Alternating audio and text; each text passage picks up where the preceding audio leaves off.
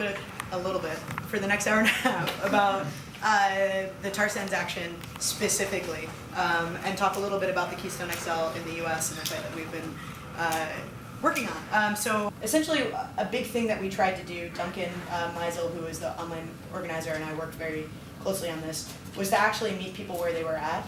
A lot of the time, like Josh said, these are folks who are who've never done any sort of action like this. A lot of the people who came to the action haven't actually even come to a rally before, and so this is their first point of activism, which is crazy. I mean, I don't know how crazy that is for everyone else, but for me, that was nuts. There are people who are 75 years old who've been reading Bill McKibben's books for their entire life, or Naomi's books for their entire life, and they just didn't think about going to a rally or feeling like there was urgency to do something, and came all the way to DC to go to jail, which is nuts. What was really interesting being a trainer is the average median age was 50 to 70. And most of those people told us flat out, I came because Bill McKibben put a call out, like no lie.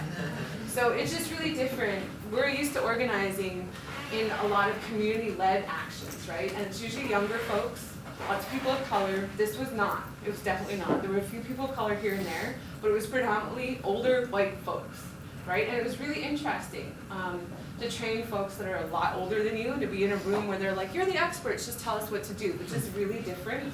I don't know if y'all have done organizing or training before, but most of the people I work with will not say, just tell me what to do.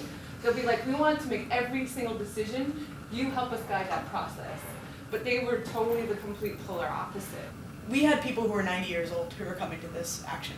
As someone who's been a direct action activist for a while, that's crazy.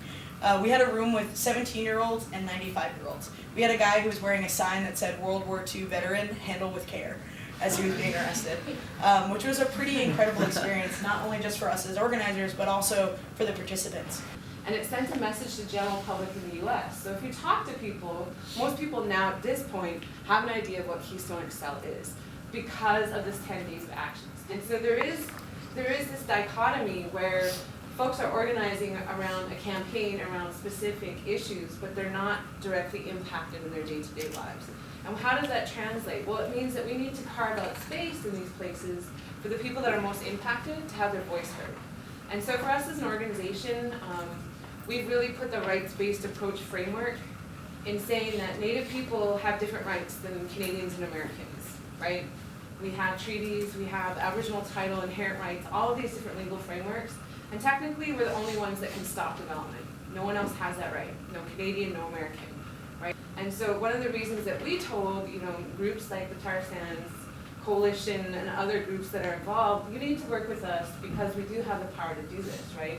And our voices need to be a part of that. And so what does that mean? Well, that translates to the tone of the action, right? It's reminding people every night at that church why they're there. The fact that people are dying at ground zero from cancer, from other things like that. It means translating those messages over and over, because when these shots happen, we don't want to see people acting all happy and yay that they're at the White House. Like, yeah, it's a great moment, but to be cognizant of the fact that this is why we're trying to stop it, because it's effectively creating genocide of a way of life for Dene and Cree people at ground zero. The difference being is that environmentalism looks at it as an existential thing. The environment is something you protect. The environment is saving the whales and all these other things, whereas environmental justice says that everyone deserves clean air, clean water.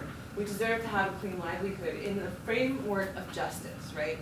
And so this is where these things collide, these different understandings of how we look at things as environmentalists or folks that really believe in environmental justice, right?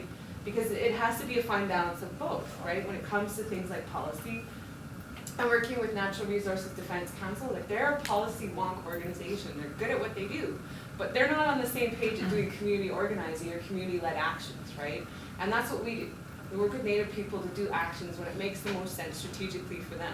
One of the things that we definitely got a lot of pushback from the general public was everybody that got arrested in this process paid a $100 fee, right? Where did that $100 go? To the DC Metro Police. And that was problematic. Because if you think about how many people we got arrested in 10 days, that's a lot of money we just gave to the DC Metro Police, who are known for being really racist. They're really known for being politically corrupt. There's a lot of issues with the cops and local folks, and that was definitely something, looking back at it, that we should have thought about a little bit better. Because and I was excited by how wrong I was. And so I had the same reaction Josh had. I was like, why the fuck do you want to go to the White House and stand in front of there and get arrested? I mean, there was a lot of issues locally with DC folks and how shit rolled out, to be perfectly honest.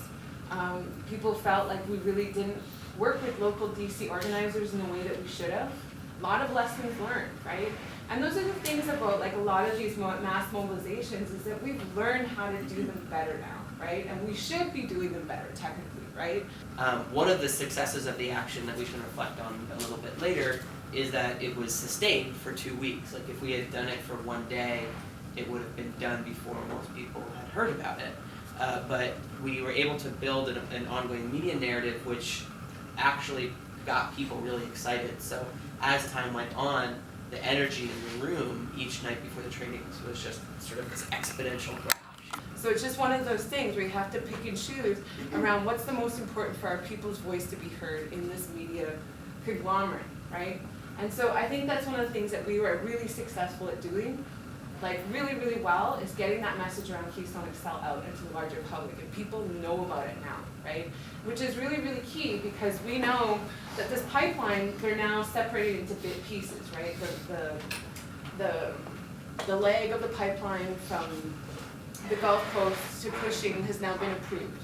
Hence, like if you look on Facebook and you look on the internet, there's tar sands blockade, there's a tree blockade that's been in the air for 30 days. Like they're full on throwing themselves on the line right now at ground zero where that tar sands pipeline is going to roll through, right?